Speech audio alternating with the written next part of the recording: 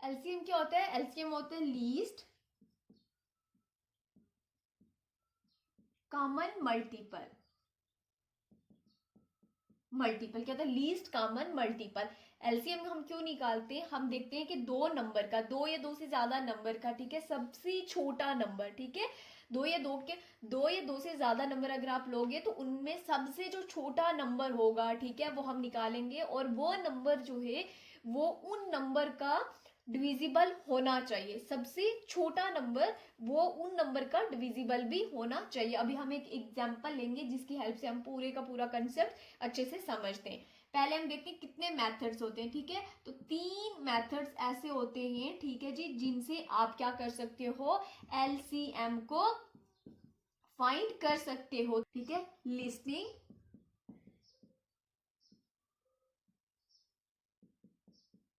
Multiple method,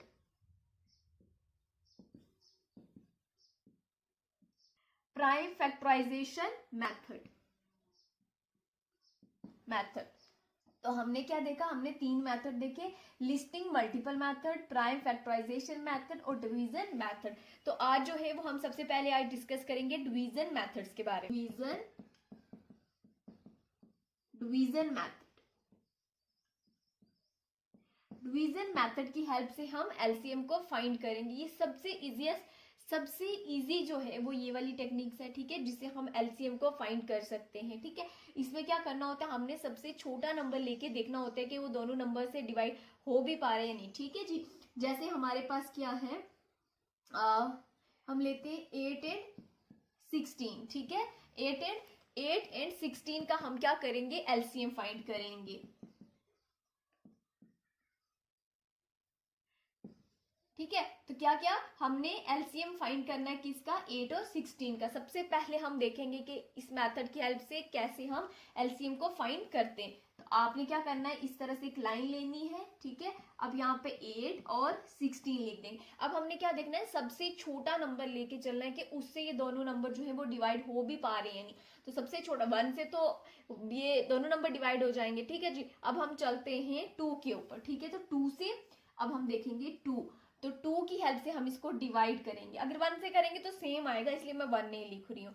तो 2 से करने पे हमारे पास कितना आ जाएगा? 4, 4 2 जार 8 और 8 और 2 8 जार 16। फिर से आपने लाइन, सबसे छोटा नंबर जो है वो इसको डिवाइड कर, अभी हमारा ये सबसे छोटा नंबर हमने 2 लेके चला है, तो अभी ये 2 से फिर से डिवाइड करके हम देखते हैं क्या हो रहा है। तो वाक्य जी 2 से हमारा नंबर डिवाइड हो जाएगा, 2 2 जार 4, ठीक है। और ये कितना आ जाएगा? 4 2 जार 8। अभी भी हम चलते हैं, तो क्या अभी भी 2 से डिवाइड होता है? तो यस, अभी भी हमारा जो है ये वाला नंबर 2 से डिवाइड हो रहा है। तो यहाँ पे देखते हैं, यहाँ पे क्या आ गया? 2 1 जार 2 और 2 2 जार 4। अब अगर मैं 2 से इसको डिवाइड करूंगी, ठीक है, तो अभी भी हमारा एक नंबर 2 से डिवाइड हो रहा है, 1 एज इट इज, और यहाँ पे आ गया 1। तो अब ठीक है, अब हमने क्या करना है? जो ये वाला पोर्शन होता है, ठीक है, इसको लिखना होता है कितने टाइम? 2 से हमारे पास 4 टाइम, ठीक है जी। हमने डिवाइड किया वो नंबर हमने लिखना होता है। तो अब हमने क्या करना है? इनको मल्टीप्लाई करना है। 2 2 जार 4, 4 2 जार 8, 8 2 जार 16। तो 16 विल बी द आंसर, ठीक है। क्या होगा? अब अगर हमने 8 और 16 का एलसीएम फाइंड करना है तो हमारा 16 जो होगा वो आंसर होगा। अभी मैंने एक और एग्जांपल ली है, कौन सी? 12 एंड 18 का। तो 12 एंड 8, सबसे पहले आप वीडियो को पॉज करें और उसके बाद इसको सॉल्व करके फिर जो मैं सॉल्व करूंगी उसके साथ आप टैली कर सकते हैं, ठीक है। अभी हमने क्या किया? यहाँ पे लिया है 12 और यहाँ पे लेंगे 18। तो फिर हमने वही तरीका यहाँ पे भी यूज करना है। सबसे पहले छोटा नंबर लेंगे, ठीक है। कौन सा छोटा नंबर? जो इन दोनों नंबर को अच्छे से डिवाइड कर सके। तो हमारे पास 2 आ जाएगा, 2 दोनों नंबर को डिवाइड करता है, ठीक है।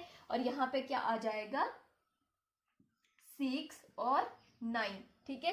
तो अब हम फिर से चलेंगे, अब हम फिर से चलेंगे तो देखें, एक जब तक आपके पास एक नंबर भी अगर आपका उस नंबर से डिवाइड होगा तो आपको चलना पड़ेगा, ठीक है, आसानी हो जाएगी आपके लिए। तो अभी भी हमारे पास देखिए 2 से 6 डिवाइड हो जाएगा, बट 9 जो है वो नहीं होगा, लेकिन हम हमारा 6 हो रहा है तो हम 6 जो है वो फिर से इसको डिवाइड करेंगे, ठीक है। 2 3 जार 6, 3 और 9 एज इट इज आ जाएगा। अब देखें ये 2 से डिवाइड नहीं हो रहा है। अब हम अगला नंबर चेक करते हैं, तो 3, तो 3 से दोनों नंबर डिवाइड हो रहे हैं। 3 3 1 जार 3 एंड 3 3 जार 9, ओके। देन 3 से फिर से हो रहा है और यहाँ पे 1 आ गया। अब आपने क्या करना है, इस वाली चीज को उठाना है, ठीक है। 2 multiply by 2 multiply by 3 multiply by 3। अब हमने क्या करना होता है, जिससे हमने डिवाइड किया होता है उसी नंबर को उठा के मल्टीप्लाई करना होता है, ठीक है। तो ये कितना आ गया, 2 2 जार 4, 4 3 जार 12, 12 2 2 जार 4, ठीक है। 4 3 जार 12, 12 3 जार कितना होता है 36। तो 36 विल बी द आंसर, ठीक है, किसका, 12 एंड 18 का, अगर हमने एलसीएम फाइंड करना है। तो आई होप कि आपको ये डिवीजन मेथड जो है ये अच्छे से समझ आ गया होगा। हमारे पास ना ज्यादा नंबर हो जाते हैं, ठीक है, तो तब ये वाला मेथड जो होता है ना ये बहुत ज्यादा इजी बन जाता है। हमारे पास 12 भी है, ठीक है, 16 भी है और 20 भी है, तो ये मेथड इजी रहेगा हमारे लिए। ज्यादा नंबर्स के लिए डिवीजन मेथड जो है ये काफी हेल्पफुल रहता है हमारे लिए। इससे करेंगे, ठीक है। स्टेप बाय स्टेप जब प्राइम डिवीजन होती है ना तो उसमें हमारे पास गलती के चांसेस बहुत कम रह जाते हैं, ठीक है। और बड़ा नंबर अगर आपके पास होगा तो उसके लिए भी डिवीजन मेथड इजी है, ठीक है। मैंने आपको बता दिया कि क्यों हम इसको यूज करते हैं। तो एलसीएम हम क्यों यूज करते हैं, हमारे रियल लाइफ प्रॉब्लम को सॉल्व करने के लिए हम यूज करते हैं एलसीएम का। रियल लाइफ प्रॉब्लम जैसे हमारे पास रिपीटिंग इवेंट्स हो गए उनको ओवरकम करने के लिए, सिंक्रोनाइजेशंस को ओवरकम करने के लिए हम एलसीएम का यूज करते हैं। अब हम कुछ एग्जांपल्स लेंगे और उन एग्जांपल्स की हेल्प से हम अच्छे से इन कंसेप्ट्स को क्लियर करते हैं कि किस तरह से रिपीटिंग इवेंट्स अगर हमारे पास आ जाए तो किस तरह से हम उनको एलसीएम की हेल्प से सॉल्व कर सकते हैं। आपके पास क्या है, 2 लाइट्स हैं, ठीक है। आपके पास कितनी लाइट्स हैं, 2 लाइट्स हैं, ठीक है। एक लाइट जो है वो 4 सेकंड्स के बाद जो है वो ब्लिंक कर रही है, ठीक है। एक लाइट जो है वो 4 सेकंड के ऊपर ब्लिंक कर रही है और दूसरी जो है वो 6 सेकंड पे जो है वो ब्लिंक कर रही है। मतलब अब क्या है, एक 4 सेकंड के ऊपर ब्लिंक करी, दूसरी 6 सेकंड के गैप पे उसने क्या किया, ब्लिंक करी। अब हमने क्या बताना है, हमने वो टाइम बताना है जिस वो हमारे पास किस टाइम पे साथ में ब्लिंक करेंगी, वो टाइम हमने बताना। मतलब एक लाइट जो है वो 4 सेकंड के ऊपर ब्लिंक की, दूसरी 6 सेकंड के गैप पे ब्लिंक कर रही है, मतलब 6 सेकंड के ऊपर उसने ब्लिंक की। अब हमने वो टाइम बताना है जिसमें दोनों एक साथ ब्लिंक करेंगी, ठीक है, जिसमें दोनों एक साथ ब्लिंक करेंगी। तो वो कैसे हम निकालेंगे, एलसीएम की हेल्प से। तो क्या करेंगे, 4 एंड 6 का एलसीएम फाइंड करेंगे तो क्या आ जाएगा, 2 यहाँ पे 3, ठीक है, 2 1 ज़ा 2 और ये आ गया 3। देखें यहाँ पे 3, हमने क्या करना है, ये वाली चीज उठानी है, 2 मल्टीप्लाई बाई 2 मल्टीप्लाई बाई 3, तो आंसर विल बी 12। 2 2 ज़ा 4, 4 3 ज़ा 12। तो हमारे पास 12 सेकंड पे, ठीक है, उस 12 सेकंड जब हो जाएंगे, ठीक है, उस 12 सेकंड के बाद हमारे पास जो दोनों की दोनों लाइट्स हैं वो दोनों ब्लिंक करेंगी, ठीक है, क्योंकि एक जो है वो कब ब्लिंक कर रही है, 4 सेकंड पे, दूसरी 6 सेकंड पे, ठीक है। अब इनमें गैप है, लेकिन हमने वो टाइम बताना है जिसमें दोनों बराबर ब्लिंक करें। तो वो हमारे पास क्या हो गया, 12 सेकंड पे दोनों जो है वो ब्लिंक करेंगी। तो इस तरह से हमने सिंक्रोनाइजेशन प्रॉब्लम को सॉल्व कर दिया with the help of LCM. हमारे पास क्या आ गया, टाइम एंड वर्क प्रॉब्लम। अब हमने 2 बंदे लिए, ठीक है, जो क्या कर रहे हैं, हमने 2 बंदे काम के लिए लगा दिए और वो बंदे जो हैं वो दोनों मतलब उनकी जो स्पीड है, ठीक है, वो अलग अलग है, ठीक है। जो है वो एक काम को क्या कर रहा है, 9 घंटे में कर रहा है, ठीक है। ए जो है वो एक काम को 9 घंटे में कर रहा है। अब काम जो है वो बिल्कुल सेम है, बट जो बी है वो उसी काम को कितने घंटे में कर रहा है, 15 घंटे में, ठीक है।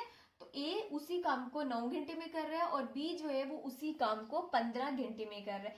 हमने ये बताना है कि अगर ये दोनों मिलके इसी काम को करेंगे तो कितने घंटे में कंप्लीट होगा। ठीक है, देखिए अब इसकी स्पीड और इसकी स्पीड में देखिए कितना फर्क है, स्पीड जो है वो दोनों की बहुत अलग है। ठीक है, तो हमने क्या करना है, एलसीएम की हेल्प से हमने क्या कर देना है, यहाँ पे इसको सॉल्व करेंगे। किसे, 9 और 15 हो गया। हमने यहाँ पे एलसीएम फाइंड करना है, तो देखें एलसीएम की क्या हो गया, जब हम 2 पे जाएंगे तो ये तो 2 से जाएगा नहीं, तो 3 से दोनों चले जाएंगे, 3 और कितना आ गया 5, फिर 3 1 5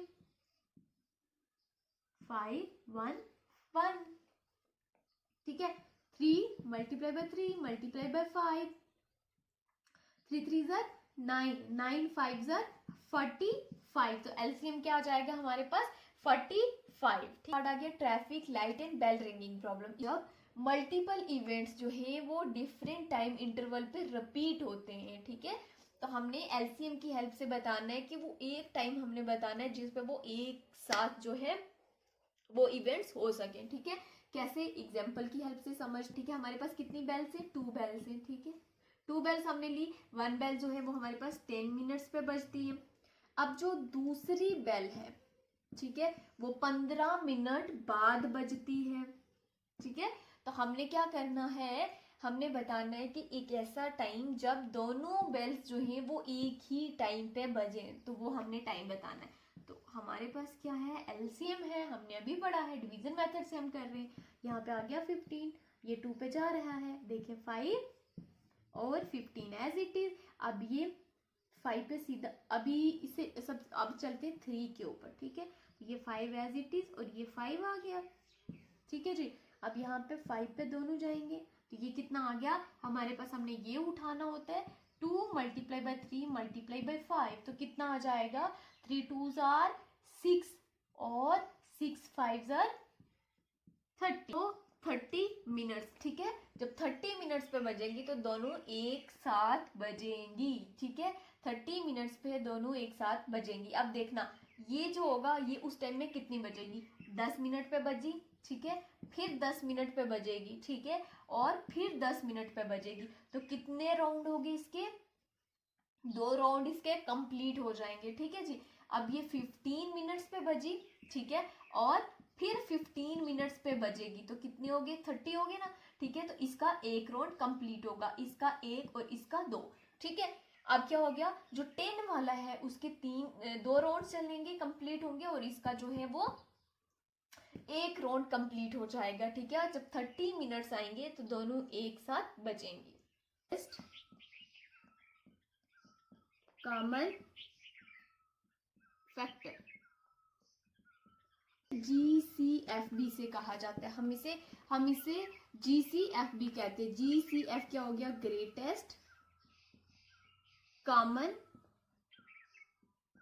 फैक्टर, हाईएस्ट कॉमन फैक्टर, या इसका दूसरा नाम जो है वो है GCF, ग्रेटेस्ट कॉमन फैक्टर का। ठीक है, 2 आर मोर देन 2। ठीक है जी, 2 या 2 से ज्यादा नंबर का कॉमन फैक्टर सबसे बड़ा होना चाहिए। ठीक है, 2 या 2 से ज्यादा नंबर का जो कॉमन फैक्टर है उनमें से जो सबसे बड़ा कॉमन फैक्टर है वही हमारा क्या होता है, HCF होता है। अभी हम एक एग्जांपल लेते हैं और हमें ये कंसेप्ट क्लियर हो जाएगा। 12 एंड 16 का, 12 एंड 16 का हम क्या निकालते हैं, HCF निकालते हैं। ठीक है, तो HCF निकालने के लिए स्टेप फर्स्ट क्या है, ठीक है, सबसे पहले हमने देखना है कि 12 जो है वो किसके टेबल में आता है। ठीक है, किसके टेबल में 12 आता है, तो 2 के टेबल में 12 आता है, 3 के टेबल में 12 आता है, ठीक है जी, फिर 4 के टेबल में 12 आता है, और फिर किसके टेबल में, 6 के टेबल में भी 12 आता है, ठीक है, फिर 12 के टेबल में 12 आता है। ठीक है जी, और दूसरा हमारे पास ये था 12 का, ठीक है, और ये है 16 का, तो 2 के टेबल में 16 आता, ठीक है, 16 के खुद के टेबल में आएगा बस, और तो किसी टेबल में नहीं आएगा। अब हमने यहां से कॉमन फैक्टर निकालने, कॉमन फैक्टर, तो इसमें कॉमन क्या आ गया, 2 कॉमन आ गया, इसमें 2 कॉमन है, फिर क्या है 4 कॉमन है। ठीक है, तो हम क्या लिखेंगे 2 एंड 4 जो है वो इन दोनों में क्या आ गया, कॉमन आ गया। देखिए 3 यहाँ है बट यहाँ 3 नहीं है, यहाँ पे 8 है, यहाँ पे 8 नहीं है, 6 भी यहाँ नहीं है, 12 और यहाँ 16 है, और यहाँ पे कोई भी अब कॉमन नहीं बचा है, कुछ भी अब कॉमन बचा नहीं बचा। तो अब हम क्या करेंगे, हमने कॉमन निकाला, कॉमन निकालने के बाद देखें यहाँ पे ना सबसे हाईएस्ट नंबर कौन सा है, सबसे बड़ा नंबर कौन सा है। तो सबसे बड़ा नंबर हमारे पास यहाँ पे क्या है, 4। तो जो आपका 4 है वो आपका क्या है, HCF है। तो ये वाला जो मेथड है, और भी बहुत सारे मेथड है HCF को फाइंड करने के लिए, बट ये मेथड बहुत इजी मेथड है, इसलिए मैंने आपको ये बता दिया है। आई होप कि आपको HCF का कंसेप्ट क्लियर हो गया होगा।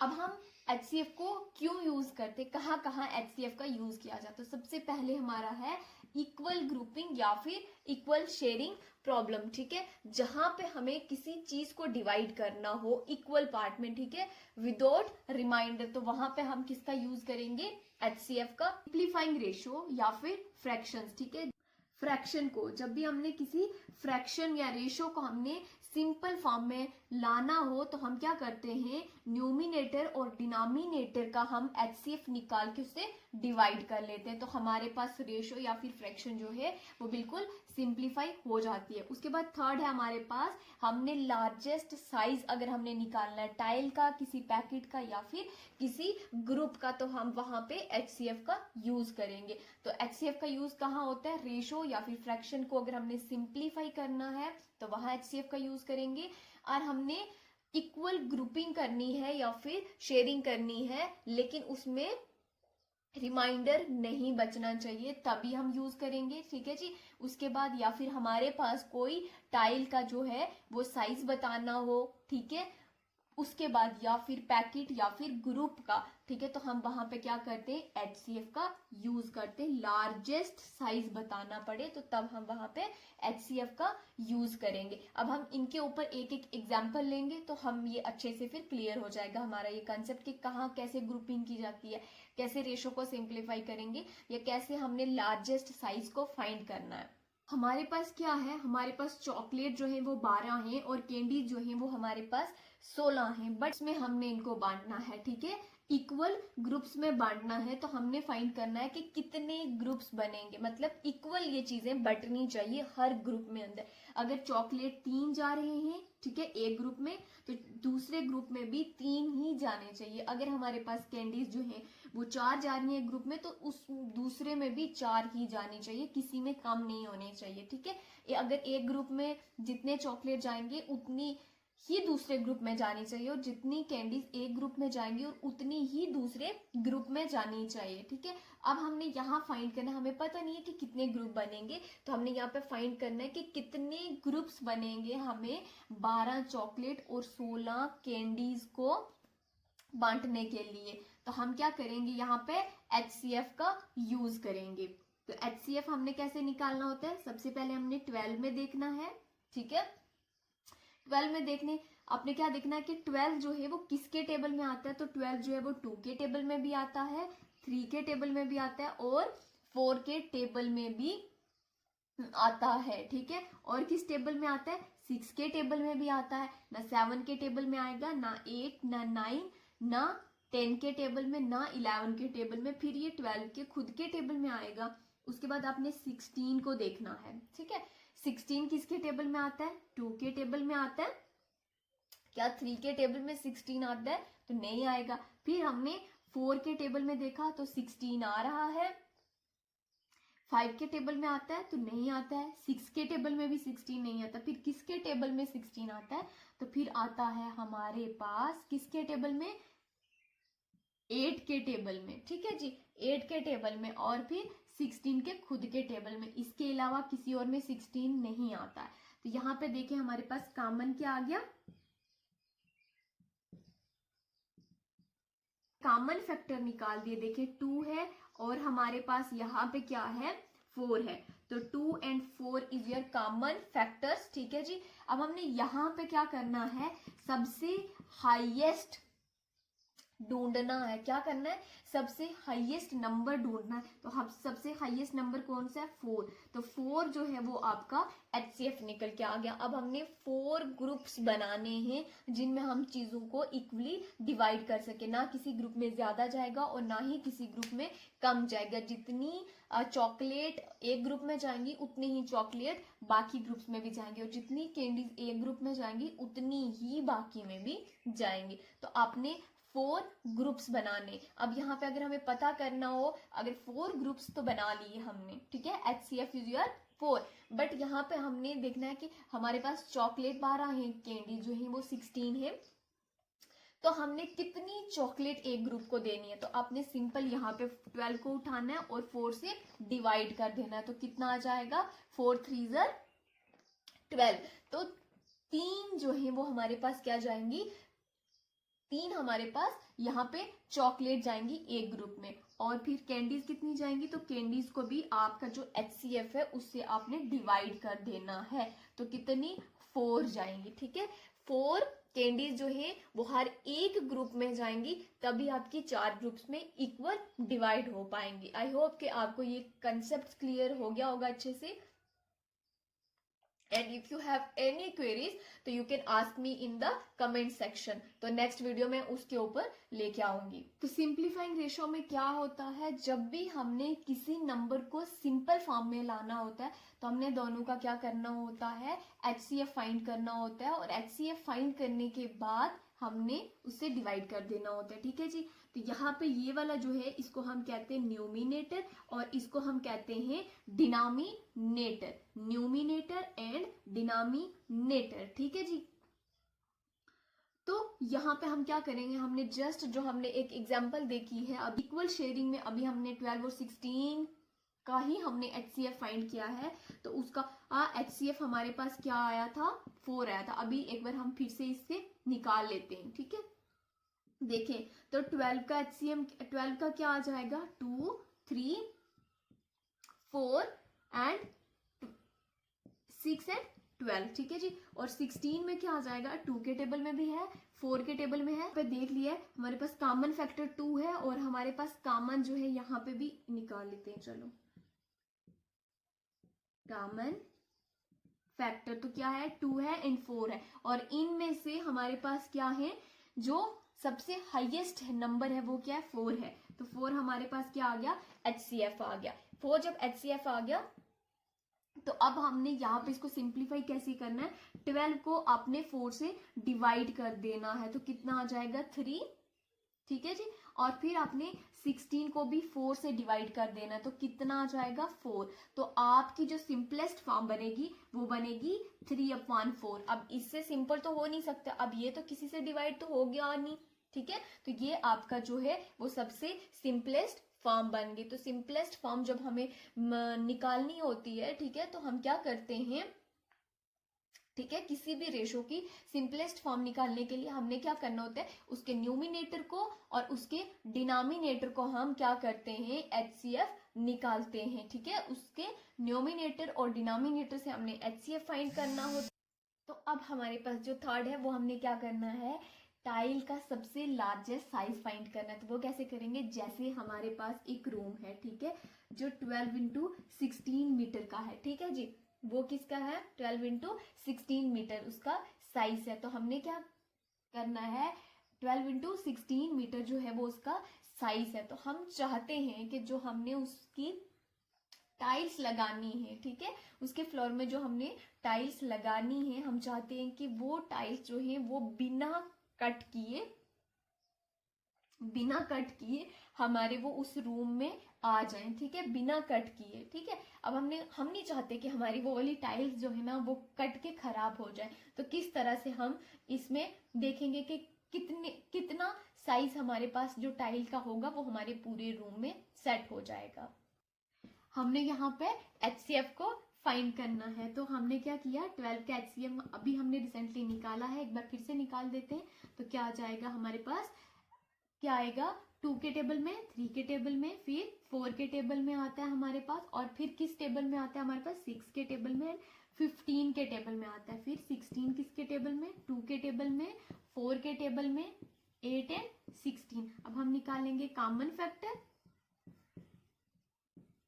ठीक है। तो कॉमन फैक्टर्स क्या आ गए 2 एंड 4। तो इसमें हाईएस्ट कॉमन फैक्टर या ग्रेटेस्ट कॉमन फैक्टर जो है वो हमारे पास क्या है 4 है, ठीक है। तो हमारा HCF क्या निकला इनका 4। तो हमारे पास क्या होगा 4 इंटू 4 साइज जो होगा वो हमारे पास टाइल का वो होना चाहिए, क्या होना चाहिए 4 इंटू 4 साइज हमारे पास टाइल का होगा। तो हमें उसको काटने की जरूरत नहीं पड़ेगी, बल्कि हमारे पूरे फ्लोर में वो अच्छे से सेट हो जाएगा। हम यहाँ पे देख लेते हैं कि कितने मेथड से हम HCF को फाइंड कर सकते हैं। तो हम 3 मेथड से HCF को फाइंड कर सकते हैं। प्राइम फैक्टराइजेशन मेथड से, ठीक है। फिर हमने डिवीजन मेथड को हम यूक्लिडियन एल्गोरिथम भी कहते हैं, हमने इसमें डिवाइड करना होता है। और तीसरा हमारे पास कंटिन्यूस डिवीजन, और ये तब आता है जब हमारे पास 2 या 2 से ज्यादा नंबर होते हैं, तो तब हमने कंटिन्यूस डिवीजन मेथड हमने यूज करना होता है, ठीक है। आप इनमें से किसी को भी यूज करके निकाल सकते हैं, जो भी आपको